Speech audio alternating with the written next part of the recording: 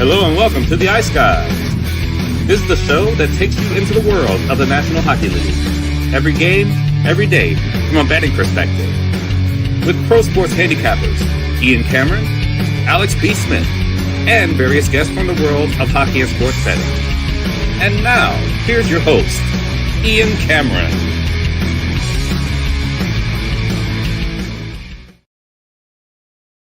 Welcome to the Ice Guys, Wednesday, April 29th. Ian Cameron with you. Alex B. Smith will be here in a little bit as well. And we're here to talk Wednesday NHL Stanley Cup playoff action. 3 more games on tap tonight in Stanley Cup playoff NHL action. Montreal, Tampa Bay, with that series tied at 2 games apiece. Utah, Vegas, that series tied at 2 games apiece. A couple of game 5s. And we have another elimination game tonight between the Pittsburgh Penguins and Philadelphia Flyers. Game 6 in Philadelphia.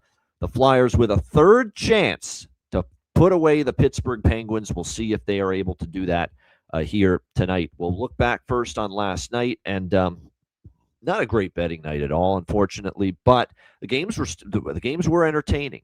And we look back at it, and Boston won the game, but they couldn't score in the first period for me.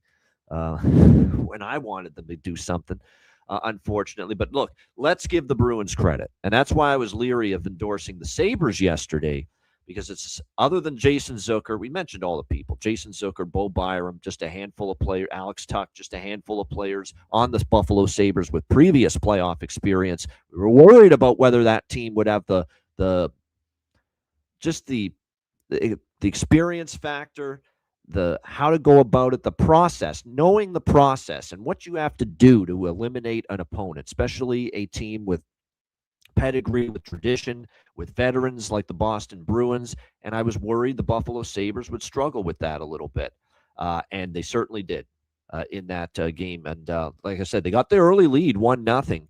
And it felt like, that was a big goal by Rasmus Dahlin, maybe put Boston on their heels. But this time, Boston didn't crumble. And I don't know how the hell they crumbled so badly Sunday at home when things started to unravel. But that could have been an unraveling moment. Buffalo getting that early power play goal. It didn't. I mean, they stuck with it. They defended. The gap was tighter. They weren't turning the puck over in the defensive zone, which really led to a lot of the Buffalo goals on Sunday. And they relied on Jeremy Swayman, who was not just good. He was tremendous last night. He was excellent. I know Boston outshot Buffalo 29-26. Buffalo still had a lot of really good chances in that game last night, and Jeremy Swayman was outstanding. And you knew he would play well because he's the only Bruin that played well on Sunday. Everybody else hung him out to dry. But a great response from the Boston Bruins. Elias Lindholm got the game tied 1-1. It was a scoreless third. The game goes to overtime, and been crying out for a Pastrnak moment. David Pastrnak, putting his stamp on this series at some point, and he hasn't had a great series to this point, but he certainly did that. Beautiful move, with the backhand to forehand, the deep move, sliding the puck in past a sprawling Alex Lyon to win the game in overtime. And the Boston Bruins, after as bad a game as you could ever imagine on Sunday at home, turn around and go to Buffalo and keep their season alive with a 2-1 victory in overtime over the Buffalo Sabres. Give the Bruins a ton of credit. And now the pressure shifts a little to Buffalo. That being said, I went back and looked at Boston's home playoff record. You know what it is since 2023? And it's already their 0-2 at home this series. They're 3-9 in their last 12 home playoff games. So before we think Boston's got all the momentum and is going to finally turn it around at home, how many years have we seen the Bruin playoff hopes die on home ice with a home loss? How many times has their season ended in the playoffs the last few years with a home loss? It feels like it's happened a lot. And I think Buffalo will be better in Game 6, and they have been a good road team all year. So I don't think it's fair to assume that just automatically Boston's going to have the momentum in Game 6. We'll talk about that more, obviously, on Friday when that series resumes. We also, of course, last night saw the Minnesota Wild take a 3-2 series lead over the Dallas Stars, 4-2 win. Dallas just can't score at even strength anymore. Well, they did get the Jason Robertson goal, finally to snap an ugly, I think it was almost 160 minutes, 170 minutes in the series in a row for the Dallas Stars without an even strength 5-on-5 goal until Jason Robertson made it 3-2 in the third.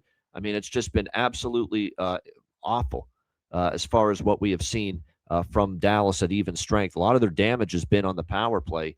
And last night, of course, we saw the first goal ended up being a power play goal from Miro Heiskanen. Robertson got the second. Of course, Minnesota's power play has been good. And boy, talked about how big a deal Matt Zuccarello might be in returning to the lineup, how good he's been. He scores the first goal for the Wild. He makes their power play certainly better for the Wild. And it was just a really solid performance. There's that Michael McCarron guy again scoring a big goal. But great win for the Wild, 4-2.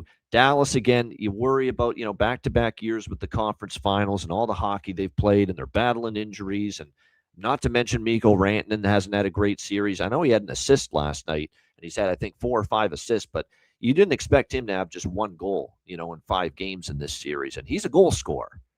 And that's the kind of thing you expect from him. So, like I said, Dallas, though, they're going to have to improve a lot. Because there's been multiple times in this series where it's looking like, Minnesota's just flat out better than them right now. Game 1, they look that way. You could even say parts of game 2, even though Dallas won that game, Minnesota looked a little bit better. And then even in the Minnesota games, the game 3 and game 4, those were close games for the most part. And then, of course, Minnesota was just better last night. So Dallas with their backs against the wall, but still a lot of pressure on Minnesota. They still have one more win to get. This is a franchise that has not gotten out of the first round since 2015. That's 11 years ago. And if there's any team in any city that's capable of choking away a 3-2 series lead and not taking advantage of an opportunity to close out a series on home ice, it's Minnesota sports. It's Minnesota sports. Okay? They're capable of it. Trust me. So the job is not done. I think Minnesota's getting stronger in this series. Dallas is getting a little, obviously weaker. They've struggled at even strength, but the job is not done. Minnesota's got to get that 4th. And if, like I said, if there's one city that can choke and piss this away, it's Minnesota. So still work to be done, but you got to like where they're at right now, just as a team. And like I said, getting Matt Zuccarello back was big. Jamie Benn with the cross check to the head. I like Ryan Hartman gets under your skin. I get that, but you can't be doing that. That's crossing the line. And Jamie Benn, when he does get his wires crossed every now and then, we saw it a few years ago with Mark Stoney in a playoff series against Vegas. So, like I said, big issues. And yeah, Matt Boldy outstanding. I mean, Matt Boldy is so good. Such a tremendous offensive player. And he put it on display last night as well. Hats off to the Edmonton Oilers. I never doubted Connor McDavid was going to play. I mean, I know we were saying game time decision. We were just basically reciting what the coach was saying. I don't think anybody I certainly didn't have any doubts he was going to play last night for the Edmonton Oilers. And look, give Edmonton credit. The Connor Ingram decision ended up being a good one. And like I said, that's why he's the coach. He's got to believe that his decision is the right one. And Connor Ingram played well, but and it's a weird game because it'll show 30-20 for Anaheim in shots, 24-8 in the last 2 periods for Anaheim. It makes you think, boy, Anaheim dominated. Those 30 shots, I'm telling you, there wasn't as much grade A, high quality, high danger in those looks, in those shots, and in those chances as we've seen Anaheim have previously in the series. I know it says 30-20 for Anaheim in shots, but Edmonton did play a better defensive game last night as a team. Give them credit. Ingram was solid. And like I said, that big 3-0 lead early in the first period, I really think paid a lot of dividends for the Edmonton Oilers last night. Podkolzin, I don't think Bob Stauffer, longtime Oilers analyst, talk show host for the Oilers locally in Edmonton, when he asked the question post-game of Vasily Podkolzin, I don't think he was fibbing when he said he's been the best forward for Edmonton. He has, in my opinion. Vasily Podkolzin has had an outstanding series here against the Anaheim Ducks, and it makes you think, what the hell would they do without him, with the way he's played. But obviously for McDavid at less than 100%, still was able to get a couple of assists. Boy, was it great news for Edmonton to see Leon Draisaitl, who's had a bit of a tepid series. I don't want to say a bad series. He's had a tepid series. It was nice to see him get, obviously, 2 goals in that Game 5 victory to stay alive and force the Game 6 last night. So, like I said, give Edmonton a lot of credit.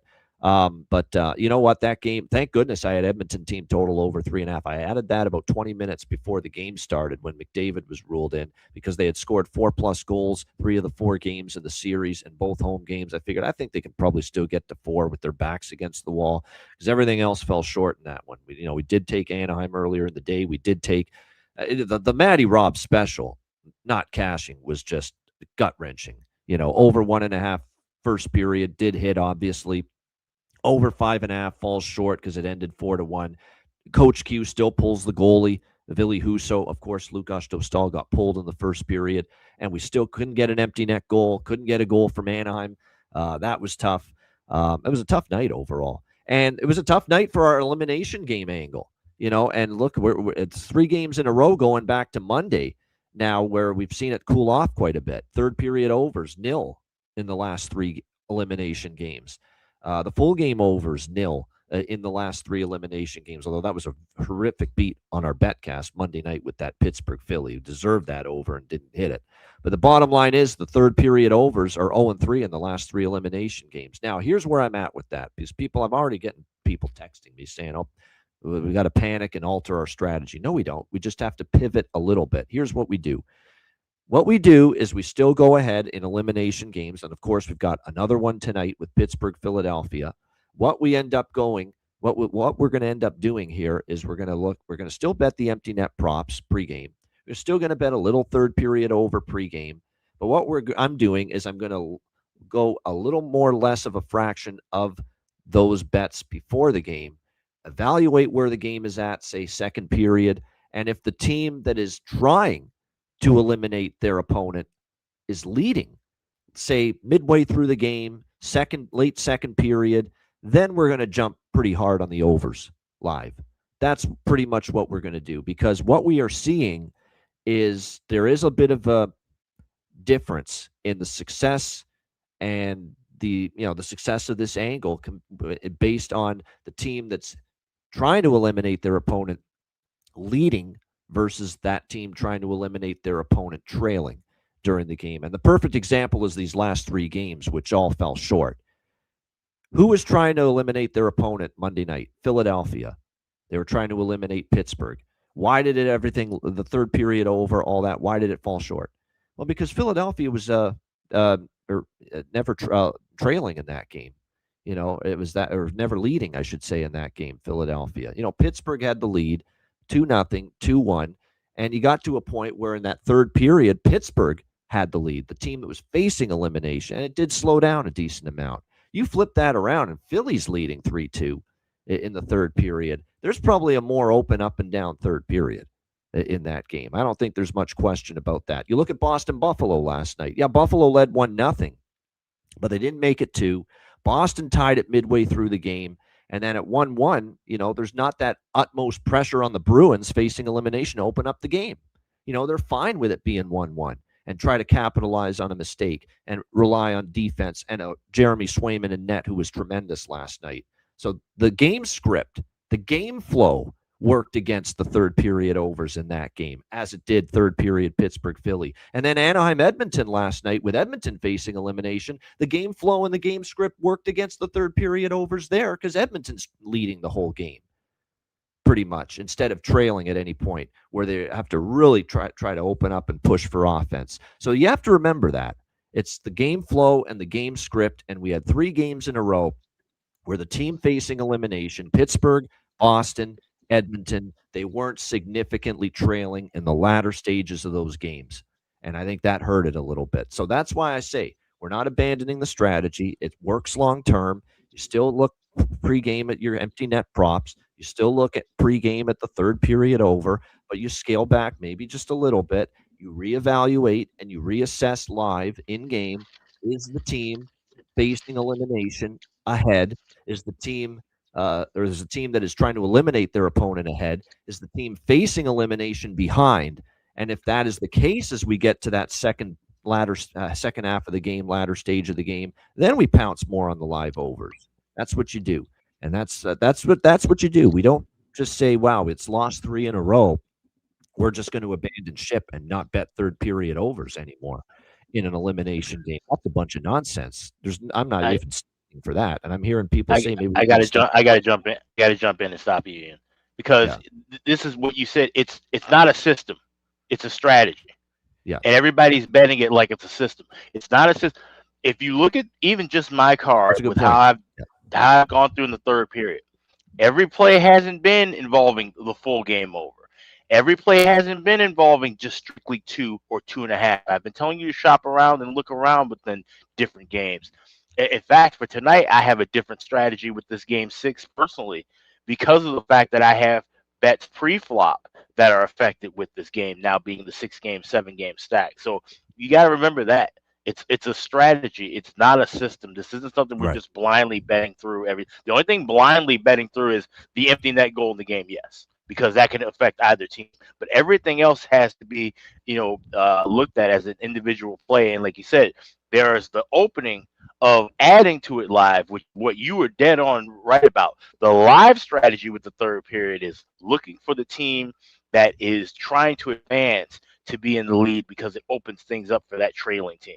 But that doesn't necessarily have to be affected in your pregame bet. Perfect example was the night before last with Philly Edmonton. I'm sorry, Philly Pittsburgh. Pittsburgh won that game, but we had empty net goal. Yes, you had third period over, and Pittsburgh still shoving it. So yeah, we aren't just stacking these and betting them blindly because it's an elimination game. There's still some variances and Yeah, nuances you have to handicap within those elimination spots. yeah, that's true. I mean, it's just system is just you see it pop up, it's automatically you bet it.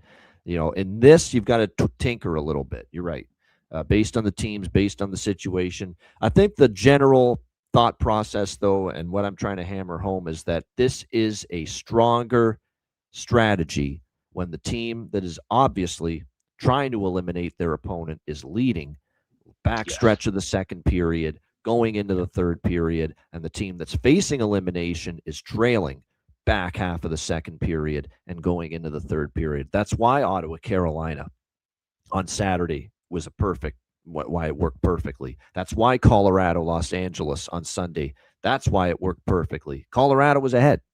Colorado got that 2-1 lead in the second, and then they added to it 3-1 early in the third, and then the angle is, or the strategy, I should say, is gold at that point.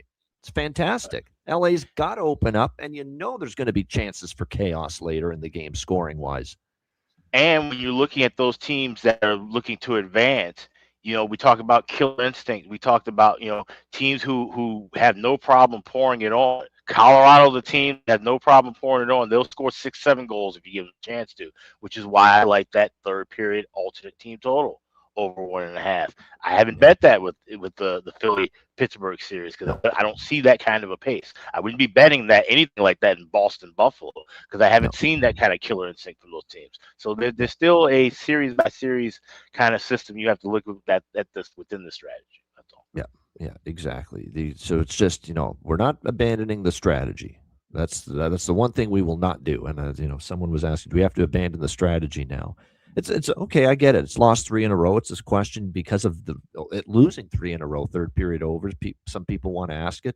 No, you don't abandon the strategy. You pivot and you assess live during the game how the game flow's going. You have to be watching too. You have to see the Yeah, pace. There was no pace in Boston Buffalo last night. right. You could tell right away when that was 1-1 going into the third. I had an inkling actually going into the third. This damn thing's going to end 1-1 in regulation. And that's exactly what happened. So you've got to be watching it. You got to be seeing the pace, and you got to be able to assess live. Really, it's that simple. It's the funniest thing to me, and it's been like this for the 12, 13 years I've been betting this sport where if we have a trend, whether it's first period over, whether it's draw, whether it's the number of different things we look at, second period overs after a 1-0, whatever you have, people get so wrapped up in just betting it blindly, and then if it loses 3 or 4 games, they're ready to sell off everything and abandon ship. Where if they're betting sides of total straight up and then they lose 5, 6, 7 in a row, you never hear them say, "Well, I'm going to take a break off totals," or maybe I should avoid playing these dogs that are plus 200. I never hear that. I only hear it when it's systems that have actually proven to run on a hot track and win more often than not. And then all of a sudden it loses 4 games and now everybody's shitting bricks. That's it's interesting. Yeah, it is. That's actually definitely something I've noticed too. But like I said, no, we're not panicking that it's 0-3 now run in the third period overs in elimination games. No, we just we pivot, we adjust, and we look at different ways to attack it. And like I said, it's going to be more live wagering centric now with it moving forward. Less on the pregame, and we'll jump in live, and that includes my Dub Club people that are subscribed there on that platform. I'm going to be posting more toward that third period over angle live when we see the team that's facing elimination trailing deeper into the deeper waters of the game. And that's probably what's going to lead to it being a bit stronger. Alex, welcome in. I mean, I didn't even get a chance to welcome you in because you jumped in there. But good stuff. Alex here, obviously. Great thoughts, too, on what I was saying. Yep. But anything you want to add about the 3 games last night? Dallas has run out of steam. It's plain and simple. The Wild are playing fantastic, but the way that Dallas is just, I mean, they came out a little bit of energy in the first period, but just absolutely nothing from literally that last time out of the first period where they were just scrambling trying to get off the ice. You had the goal that ended up getting pulled back from Boldy where it hit the pad, but they were just in each of the end of the period, you could just tell they were just like shaking and scrambling, like, get us to the fucking locker room. That's a horrible way to be playing hockey right now in the playoffs. And I don't understand it. It's one of the things I think we did both say when we were talking about this series preview. There shouldn't be a fatigue issue for either of these two teams. They knew they were going to play each other from as far back as fucking Thanksgiving. You knew what kind of style of hockey you were going to get into if you're both of these teams, and fatigue should not have been an issue for Dallas. The way that they kind of played, nonchalant hockey to wrap up, end of March, last few days of April, had that kind of little bit of a struggle. It seemed like, okay, well, they're just kind of taking it easy to get themselves ready for this.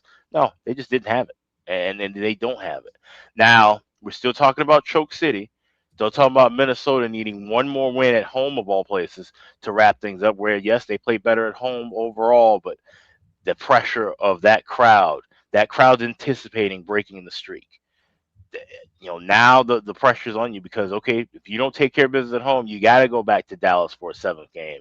Yeah, sure, it's no Pete DeBoer around anymore, but that's still a Dallas team that has found ways to win 7 games. You don't want to give them any life. Show some killer instinct if you're the Minnesota Wild for once in your fucking franchise's life. Take care of business at home in front of your home fans. Take out a team that is completely gassed and move on to the second round of the Western Conference quadrant. That's what we need to see from Minnesota, and it could possibly happen tomorrow night. And it'll be interesting to see what happens there, like I said, in that game. Anaheim, Edmonton. Edmonton played that first period as if they knew that whole group was going to be dissolved if they lost that game last night. And I said that on Twitter last night. Almost like Last Dance. We don't want the band broken up. We can't end it this way. That's exactly how they played that first period. And look at even the second and third period. They had really kind of broken Anaheim's spirit. And Coach Quenneville's been in that spot many a time before where he's had a team that was looking to close on the road in a game 5, and they lose. And then they back off and they say, okay, let's conserve our energy, take care of things in game 6. As a Hawks fan, we loved game 6 back in the day because game 6 meant money time. That meant payday. That meant let's take care of business and move on to the next round. So we'll see what happens with that one with Anaheim and Edmonton. Definitely going to be exciting to see how that series wraps up, whether it's game 6 or game 7. Yeah, no doubt. Yeah, they miss Roope Hintz. That's something that a lot of people have forgotten about, that Roope Hintz hasn't played yet in this series, and that's certainly hurt them. But yeah, I can't go to the well with the excuses of we're tired, we're fatigued. Even for Dallas, I know they went to the Western Conference Finals multiple years in a row. I know they've made long playoff runs, but you also freaking coasted your way into these playoffs with regular season games that didn't matter. You basically had second in the Central locked up. Just like if Minnesota loses this series, I don't want to hear from them either that they were tired and they wore down. I don't want to hear that from Dallas. Dallas looks tired. I'm not using that as an excuse. You're just getting your ass beat. How about you just for once, instead of using excuses and using injuries and Roope Hintz out and we're tired and we've gone to the conference finals 2 years in a row. How about you just say right now, Minnesota's playing better hockey than us. They've shut us down at 5-on-5. Sometimes that's what you got to say. You just got to say that other team's beating us right now. If any team were to use mental fatigue to possibly be an excuse to lose the series, it would have to be Minnesota, the team that's made it year after year after year and can't get out of the fucking first round. Way more than a Dallas team where your caveat is you can't find a way to win the Western Conference and get to the fucking Stanley Cup final. There's a huge difference between losing in that third round a couple of years in a row and losing in that first round for a fucking decade. Ask anybody in Toronto.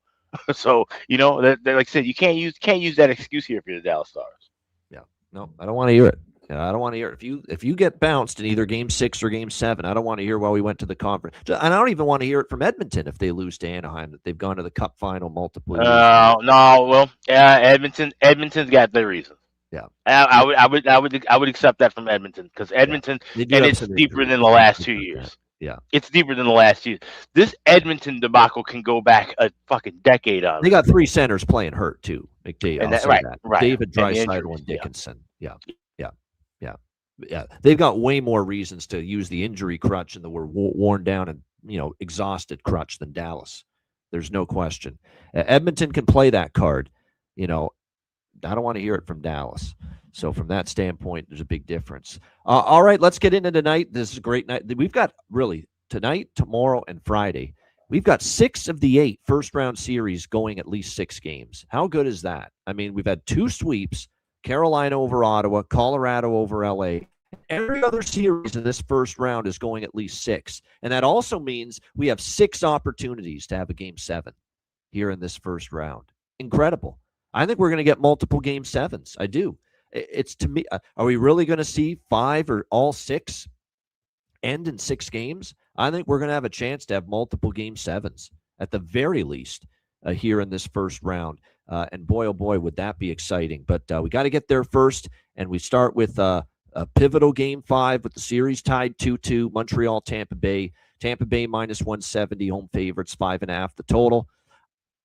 Mentioned taking Anaheim last night. Didn't work out, but I don't regret it because we said going into that game, we thought given the situation, Anaheim probably shouldn't have been that big of an underdog last night. And I still don't think they should have, even though and I knew McDavid was going to play because based on the flow of this, that series and the way Anaheim's played with confidence and Edmonton's been shaky all series with defense and with goaltending.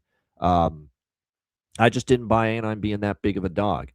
And my thought process with Anaheim last night is where I'm at here in this game. Montreal is not plus 150 to Tampa. They're not that. This should be minus 130 or 40. And I think I said that multiple times in this series about where Tampa Bay's been priced as a home favorite. Need I remind you how awful they've been in these home games? They are 2-11 in their last 13 home playoff games. The Tampa Bay Lightning, 2-11. And they've already lost one of the home games in this series already between the Canadiens and the Lightning. Canadiens beat them in game 1, and Tampa needed overtime. And Kirby Dach icing the puck and losing coverage on J.J. Moser for the Lightning just to escape Tampa with a split, 1-1. They're that close to being down 0-2 in the series in the first 2 games in Tampa Bay. You factor in their 2-11 in their last 13 home playoff games. Yeah, I'm on Montreal here. I didn't even have to think twice about it. Plus 150. Now, you could say they're that close to going up 3-1 in the series. Uri Slafkovsky gets laid out by Max Crozier at center. Big late second period goal to make it 2-1. Those 2 events flipped that game because Tampa Bay was on their heels. Tampa Bay was in big trouble before that. The big hit on Slafkovsky, the goal right after late in the second to get it to 2-1. Hagel ties it early in the third, and you got that sense that Tampa Bay was starting to find it, and they were going to find a way to steal it going in the third period of game 4, and they did. Give them credit. Hagel was a monster in the third period with those 2 goals, and they hung on for the win and tied the series. And Montreal's going to feel like, God, we should have won that game. We had it. We're up 2-0.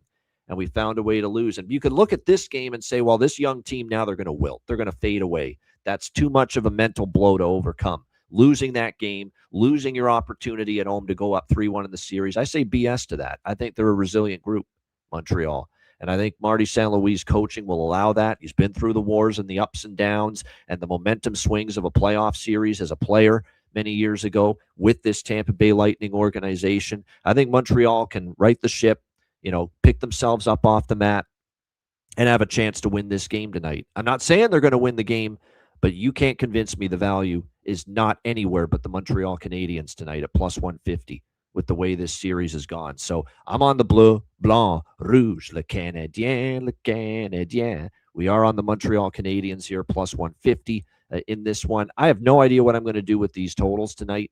I think it's kind of dicey. I mean, 5.5, but we have seen a shift and these games starting to tighten up a little bit. Other than Minnesota Dallas, that was the one game that did go over the total last night, the Wild and the Stars. So totals wise, we'll see. I mean, I'm never ever betting an under at 5.5. I would need 6 or more for that.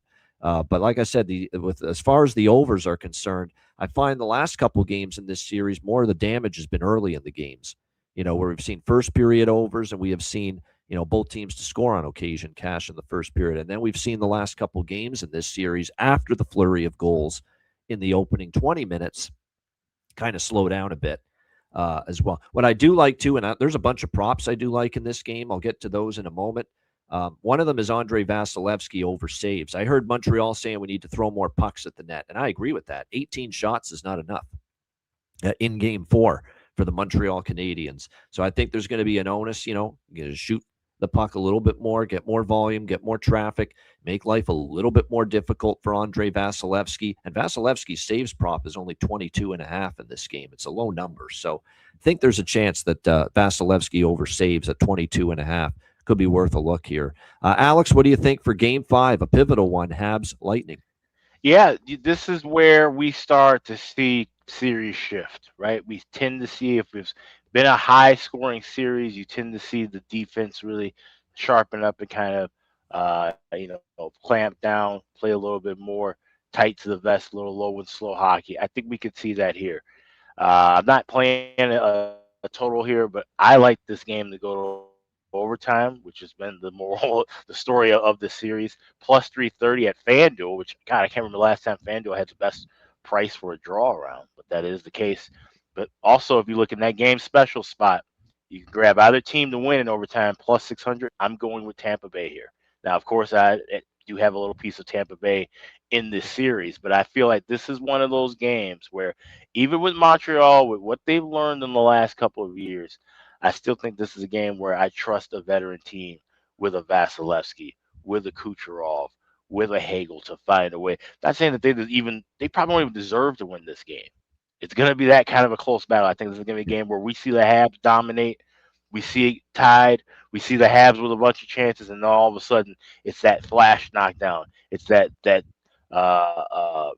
uppercut that no one saw coming, and the Lightning end up with this win and the lead 3-2. So that's the way I'm playing this here.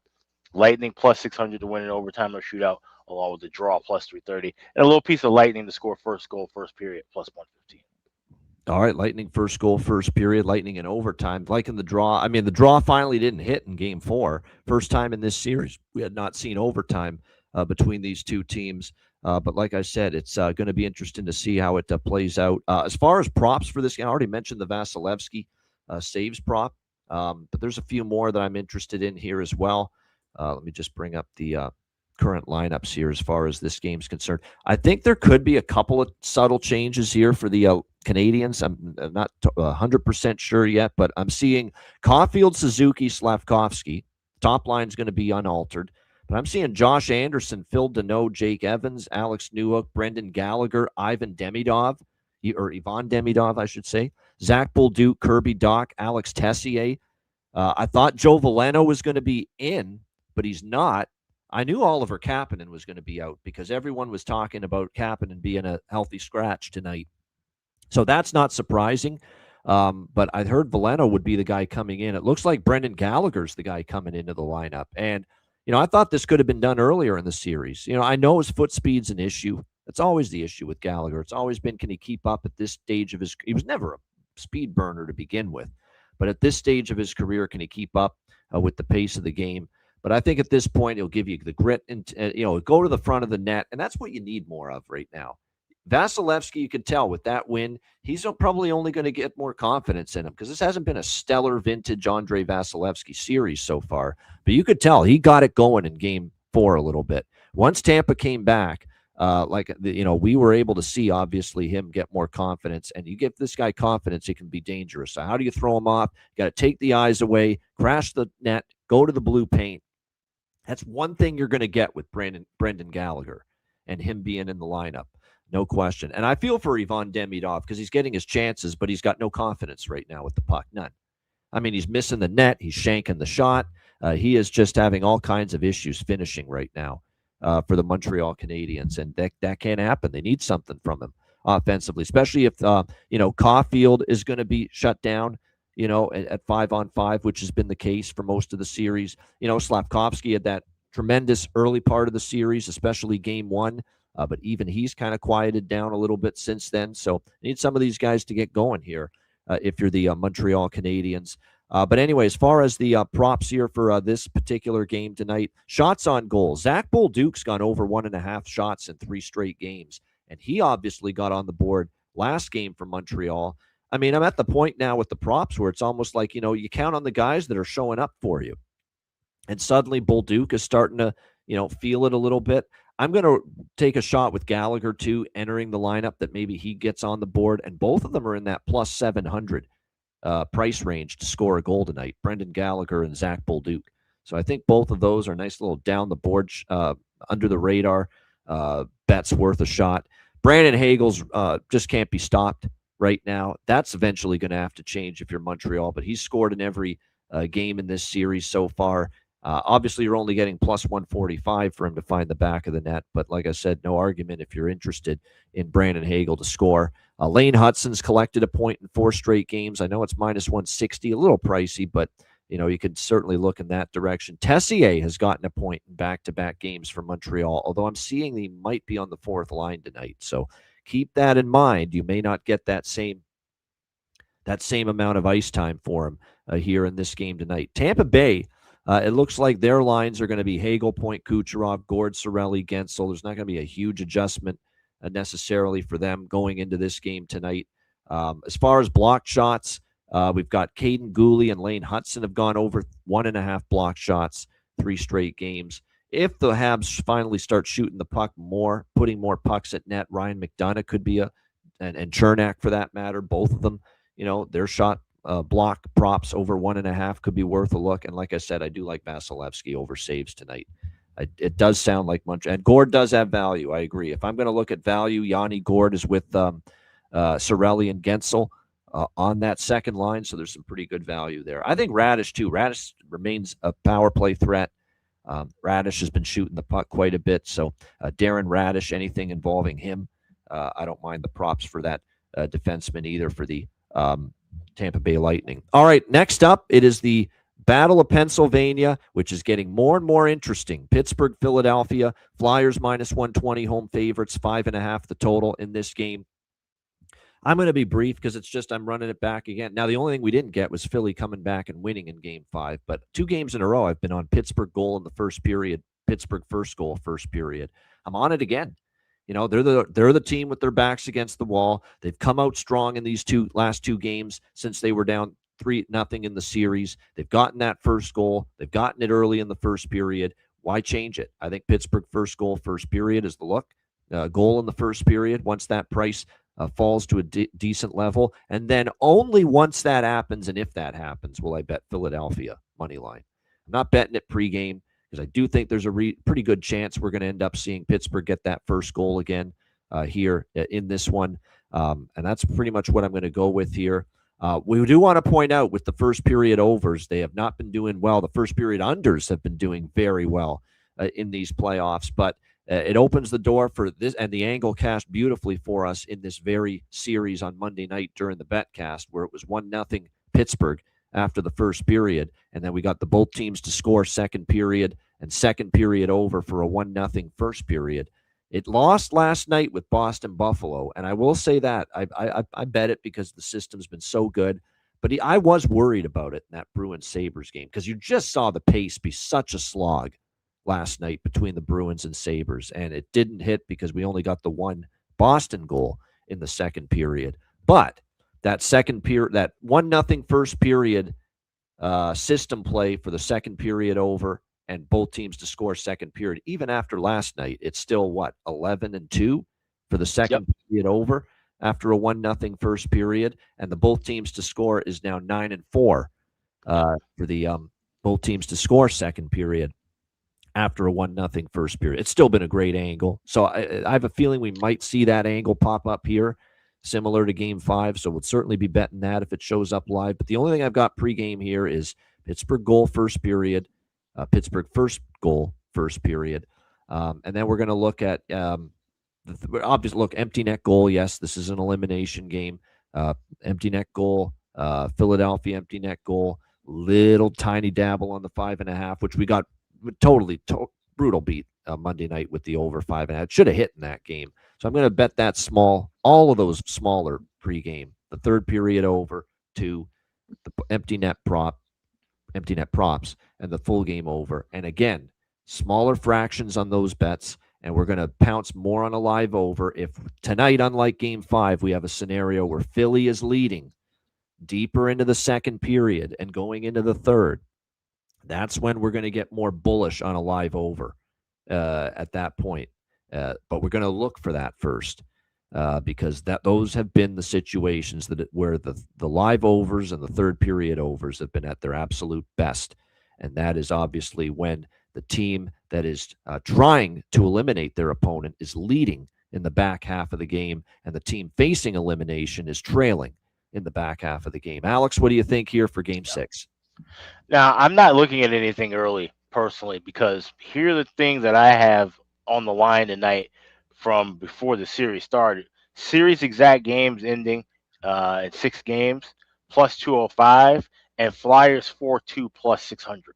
So that's my money line bet essentially for tonight, rolling with Philly in that spot. What I will have is, yes, empty net goal in game plus 125, and I will have both teams to score an empty net goal. Flyers plus 270, Penguins plus 340. If we're in a spot where the Penguins have a lead late in this one, they can cash that plus 340 and a plus 125 on their own with their empty net goal, and then this goes to 7 to where I have both teams at each side, and I can pretty much just stay out of the race altogether. So that's the way that I'm looking at this. I have no third period over. I have no target for looking at it over 5.5. It's just both teams with an empty net goal and an empty net goal to be scored in this game, all at BetMGM because of the pre-flop spots that I have with Philly tonight. There you go. And that's why I'm also hesitant. You don't see me really all that excited about betting Pittsburgh money line or Philadelphia money line pregame. And there's a reason for that. I'm in a great spot with the series pre-series because I'm on the 6 and 7 games. We're going to hit one of those.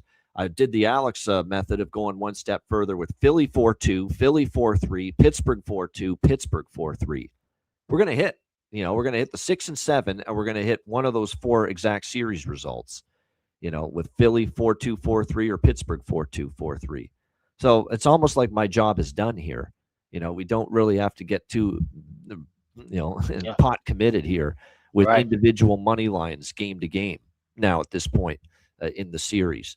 So that's kind of where we stand. But we are going to get involved in some props here, of course, because the props have been actually pretty solid for most part in the Stanley Cup playoffs for us to this point. As far as point props are concerned, Philadelphia, we talked about Barkey. There's still value to me. Now, will Tocchet keep Barkey with Zegras and Tippett tonight? We'll see. As of now, there's been no change.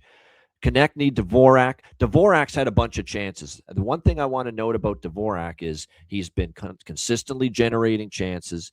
His expected goals per game for him individually have been pretty strong in this series. I think you've still got to look, even though he hasn't always finished, Christian Dvorak, I think, could eventually break through, and you're getting a pretty good price with him too in that plus 360, plus 380 range for him to find the back of the net here for the Flyers. Alex Bump, I'm going back to the well. Alex Bump cashed a bargain bin special for me in Game 5, plus 650. He looked solid. He was threatening. He generated chances, not just scoring the goal, but he had other chances to put the puck in the net too. He looked very comfortable. Alex Bump, we're going to go back to him on that third line. And look who's also probably back in the lineup tonight, and I think it's going to be Garnet Hathaway that's coming out. But Matvei Mishkov, healthy scratch in Game 5. Looks like he's back in the lineup here tonight for Philadelphia. It looks that way anyway, because he was on the ice tonight or this morning for the morning skate, and he looks like he could be slotted on that third line with Cates and Bump. So Matvei Mishkov, and I'm tempted by Mishkov props. This guy has had, obviously, a tumultuous season. He's been in the doghouse of the head coach multiple times, not in shape. You know what I feel about the talented players when they're scratched and they come back in the lineup. That's a wake-up call. It's a slap in the face. It's a testament to get out there and be at your best and make an impact when you get this opportunity. So I think Matvei Mishkov just on the old back in the lineup, wake-up call scenario after being a healthy scratch. We've talked about this as a betting strategy with player props for years. Back the guy that's had that wake-up call, that slap in the face, especially if he's got talent, which Mishkov does to put the puck in the net. And it's a wake-up call often. So we'll buy in for tonight at least with Matvei Mishkov, that if he's in the lineup, we'll look toward, point prop, goal prop, assist prop, those kind of things. Anthony Mantha finally got going for Pittsburgh. Long overdue because of the great season he had. So if you want to ride the wave with Anthony Mantha, it's even just it's a good price just to get for him to get a point alone. Never mind the goal prop, plus 165. You can sprinkle on the goal prop too for him as well. In and around that, a pretty good price for that as well for him to find the back of the net. Plus 460 is what I'm seeing for the goal prop for Mantha too. So those are some of the props I'm looking at here tonight for the Penguins and the Flyers. Like I said, should be a real fun atmosphere in Philly. Although that building is going to get, you know what Philly fans are like. Pittsburgh gets the lead, and it's starting to look a little bit rough for them again, the Flyers. That crowd will let them hear it. All that noise and all that excitement and enthusiasm, it'll turn to groans and moans and boos maybe at some point, if things aren't going the Flyers' way. So, Philly doesn't want a Game 7. We'll see if they can avoid it here tonight with a win to finish the series. All right, next up, Game 5, out west, Utah Mammoth, Vegas Golden Knights. Yeah, it's a great point. Titan CT. Hopefully no batteries flying this time around. And yeah, Robert, it is. Pressure shifted to Philly tonight, no doubt. Let's see how they respond to it. Vegas minus 160. Home favorites, 5.5 the total. This series tied at 2. This is the other game with Montreal where, and look, I've got Vegas winning Game 1 and winning the series. Pre-series, I bet that. And I really talked up Vegas winning this series. I did. And if you ask me, I still think they can win this series, but my perception has shifted a bit. Utah has been right there in every game with Vegas in this series. Even the Game 1 loss in Vegas. I thought Utah actually had, I think, the edge in the shots in that Game 1 that Vegas was victorious in, if I'm not mistaken. And their speed and their ability to make plays with the puck has been a problem area for Vegas in this series. I'm going back and I'm looking, Game 1 where it was obviously 4-2 Vegas. It was 33-31 Utah in shots in that game. You look at the 3-2 win. It was another game where Utah had the shot advantage. Now, Vegas heavily outplayed Utah from a shots perspective in Game 3, and it was that game where it seemed like everything went in on Carter Hart. They had the 4 goals on 12 shots. It was actually a record where, here's Vegas only giving up, 12 shots in a playoff game, and they lose the game and they give up 4 goals. And then, of course, we saw Game 4. I thought that was one of Vegas's best games, certainly one of their best starts. But even in that game, a game where their backs are against the wall almost, because they don't want to go down 3-1. They made the adjustments. Tortorella talked about what we got to be better at. They came out with the start you wanted, 2-0. And yet there they are, and then 3-0 eventually for Vegas. And yet there's Utah ripping off 4 unanswered goals and taking the lead 4-3. And Vegas needing a tying goal from Brett Howden to get that game into overtime where they eventually won. So, again, there's just this price has Vegas minus 160. Like, they're sizably better than Utah, or at least a decent amount better. The series has not played out that way. Utah's been in every single game. These have been close games. These have been competitive games. I could only back the Mammoth here at plus 140. In fact, I'm sprinkling on Utah here, plus 140, even though Vegas has momentum and tied the series 2-2. And they could certainly ride it here into Game 5 at T-Mobile Arena and win. I don't think Utah's scared of this team. I've now watched 4 games of this series. They are not in awe and shock of this Vegas team. And my thought picking Vegas before the series was wrong. You got to admit what part of your handicap was wrong. What part of my handicap was wrong? I thought the stage was too big, too soon for Utah. It's not. They've proven it's not. They have played this Vegas Golden Knights team to a fucking standstill in this series. It's that close. The margins are razor thin in this series between these two teams. This price does not indicate that. It's that simple. And that's why I'm on Utah here, plus 140 in this game. I think with Utah and with Montreal, these two mid-range, mid-sized dogs that I've bet tonight, I expect at least one of them to win. I hope both of them win, but I'm expecting at least one of them to win. And I think Utah's the value side here. Alex, what do you think here? Game 5, Utah, Vegas. Yeah, like I said, it's a close series, and this is definitely a Vegas team that, like I said, we talked about it, how they've gotten into the playoffs. They aren't this just dominant juggernaut that we've seen the last couple of years in the first round. Like I said, Utah's not afraid of them at all. Utah can match them, if not outclass them with speed.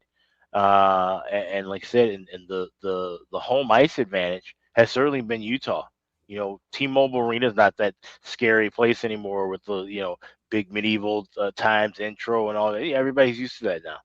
So, like I said, yeah, it's definitely an edge with Utah. But the way I'm playing this is the way I've been playing it most of the series. I'm just sticking with first period overs. Minus $1.15. I'll play it small pregame and look to add a little bit more on in the game. But I definitely think we could see at least 2 goals here. Been getting burned with both teams to score the last couple of games because it was 2-0 Vegas last game, 2-0 Utah before that. So I'm just going to play it with the first period over. Minus $1.15 pregame. Like I said, play that small and then add a little bit more once it crosses the plus money a couple minutes into the contest.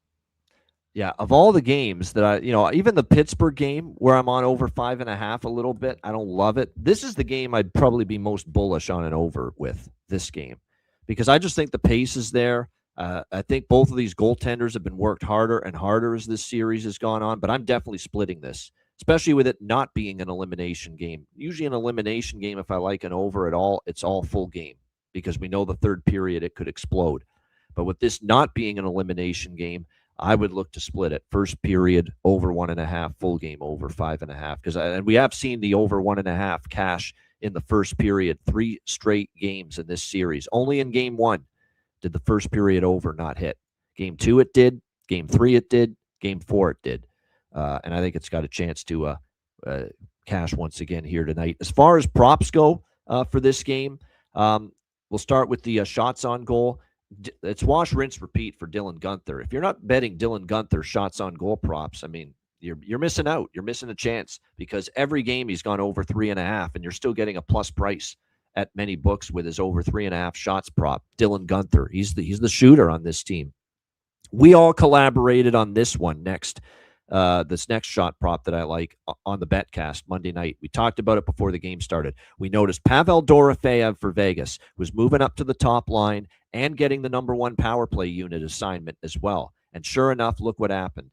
He ended up having a real good game 4 for the Vegas Golden Knights in that 5-4 overtime win. He got the first goal of the game, assisted by Eichel and Barbashev. He almost scored in overtime as well. And you could tell that with the increased ice time, being on the top line, getting the number 1 power play assignment and role, he was shooting the puck more and on the ice more, and he had 4 shots on goal, and there was no adjustment for that. So Pavel Dorofeyev over 2.5 shots is probably worth a look. Again, goal assist prop, I wouldn't argue with either of those, going into this game. As far as points, close shave Barbashev, all he does is just register a point. That's what he's done in every game in this series. He remains up there with Jack Eichel and Brett Howden now on that top line at least at the end of Game 4 because of how well Howden played. I think Howden's worth a look because he's a streaky player. Got some confidence back. He had been ice cold, and then he gets the 2-goal performance in Game 4. So that is definitely something worth looking at as well. Brett Howden, Ivan Barbashev point. You could go one step further with that goal and assist prop as well. Lawson Krause to get a point. He's done that in 2 straight games. Still on the top line for Utah. So I wouldn't argue with that. Sprinkle on the goal prop too, because he's always a threat to find the back of the net. And I feel for Alex a little bit. Feel bad because he had Lawson Krause bargain bin the other night. He had a bunch of chances. Oh, he was that close he to did. a couple of them, Yeah. which means he scores tonight. That's all that means. Yeah. So maybe we should be betting that goal prop tonight. Maybe, yeah. For Lawson Krause after he had those multiple good looks the other night, and it just failed to go for him. And again, that goal prop is a pretty good price too for Lawson, in that plus 340 range, no doubt. Blocked shots. Rasmus Anderson, 3 straight games with over 1.5 blocked shots. Shea Theodore, over 1.5 blocked shots in 2 straight games. Same with Sean Durzi on the blue line for Utah. Same with Ian Cole. He's gone over 2.5 blocked shots for the Mammoth in 2 straight games. Nate Schmidt, the veteran, he's gone over 1.5 blocked shots in 2 straight games as well. I kind of think this is going to be both teams getting, at least trying to shoot the puck. So I like the idea of either one of them as far as their goal save prop, Vejmelka or Hart. I think both of them could end up being save prop candidates here. Theodore on the power play. That's a great call by Robert. He's getting more power play chances. He got the overtime winner in game number 4. And Shea Theodore now, his point prop is like even money, minus 105. No adjustment based on the fact that he's getting more opportunity now on the power play. So point prop, shot props, anything like that, definitely something to keep in mind here. Dorofeyev, it looks like at the moment, third line, but I still see him number 1 power play.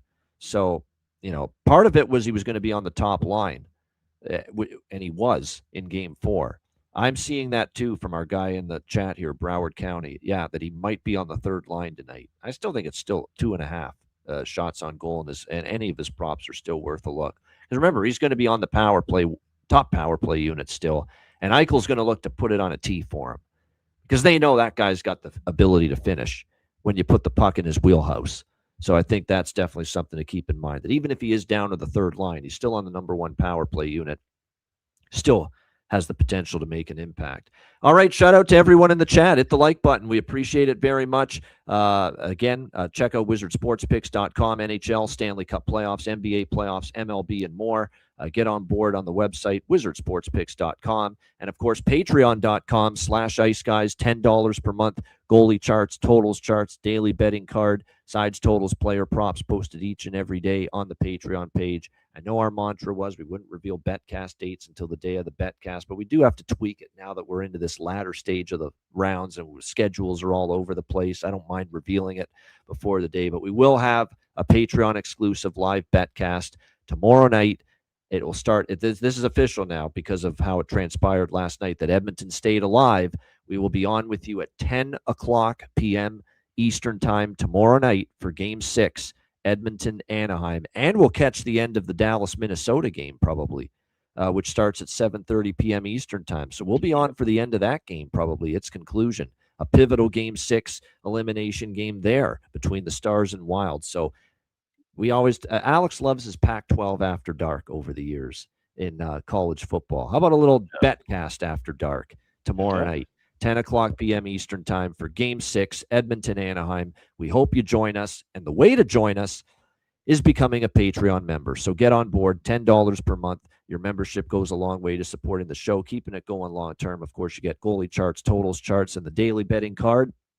Sides, totals, player props posted each and every day on the Patreon page. So get on board at patreon.com/Ice Guys. And also check out the Ice Guys store at iceguys.myspreadshop.com. You have until midnight tonight Eastern Standard Time to get 20% off all of your orders. Just hit that redeem button at the homepage, add your items to your cart, and 20% will be taken off at checkout. Playoff time, springtime, this is a great time to get yourself a hoodie, get yourself a cap, a couple t-shirts, and you can save 20% off until midnight Eastern tonight.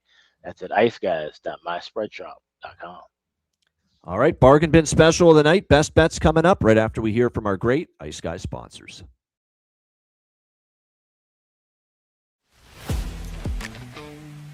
Wizard Sports Picks, featuring the finest handicappers in the universe.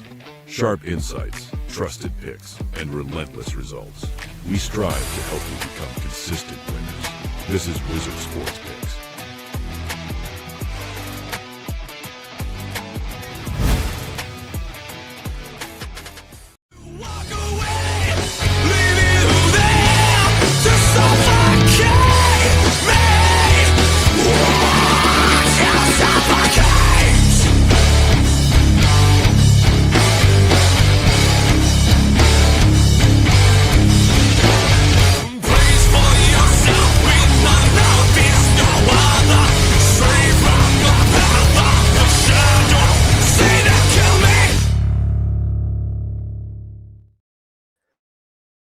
All right. Thanks a lot to our great sponsors and our heroes. Just get it up on the screen now because I forgot to post it when we talked about it. But there you go, just to make sure we're not telling any fables. There it is. Edmonton, Anaheim tomorrow night, Thursday, April 30th, 10 p.m.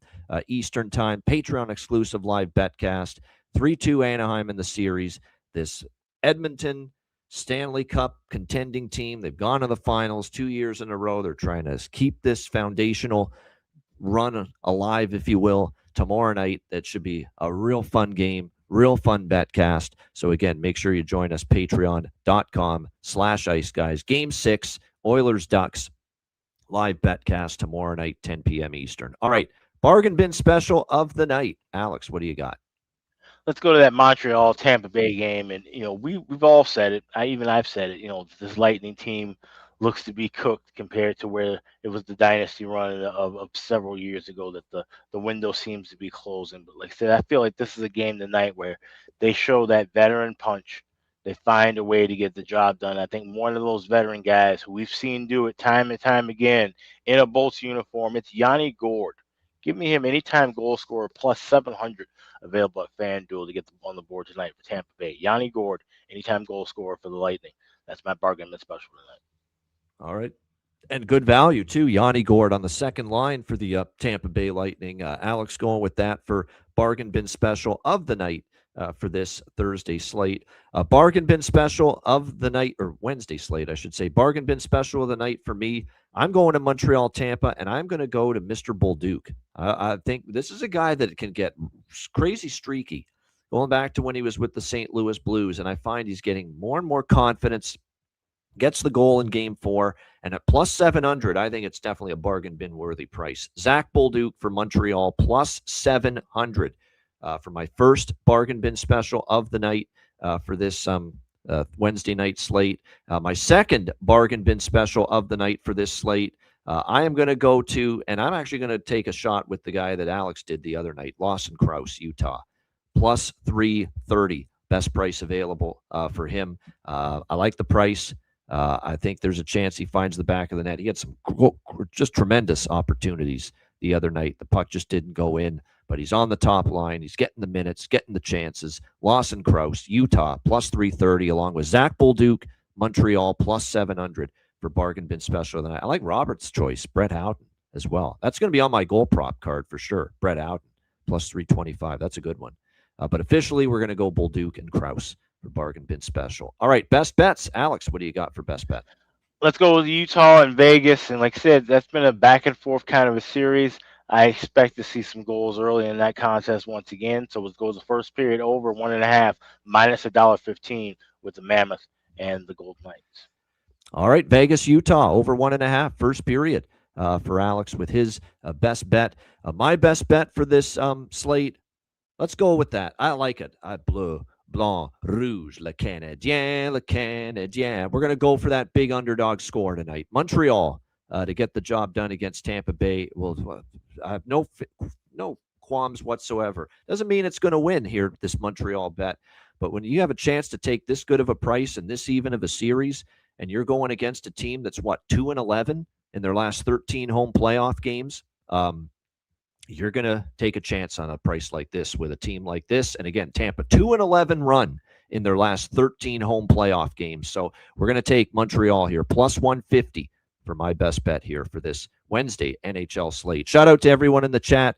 Hit the like button. We appreciate it very much. Looking forward to these 3 games. Again, we got our betcast tomorrow night, Patreon exclusive for Game 6 at the Honda Center in the OC, Edmonton and Anaheim. Ducks with another chance to finish off the Oilers, 10 p.m. Eastern, Thursday night. Join us for that. Reminder, the Ice Guys is live 7 days a week, Monday to Friday, 2 p.m. Eastern, Saturday, Sunday, noon Eastern. And if you can't watch the show live, download the Ice Guys podcast in audio form on all major podcast platforms, Google Podcasts, Apple Podcasts, Spotify, Stitcher, iHeartRadio, Amazon Music, and more. Download the Ice Guys podcast when you can't watch the show live. For Alex B. Smith, I'm Ian Cameron. Have a great Wednesday night. Enjoy the games and good luck. And we will be back Thursday, 2 p.m. Eastern for another edition of the Ice Guys.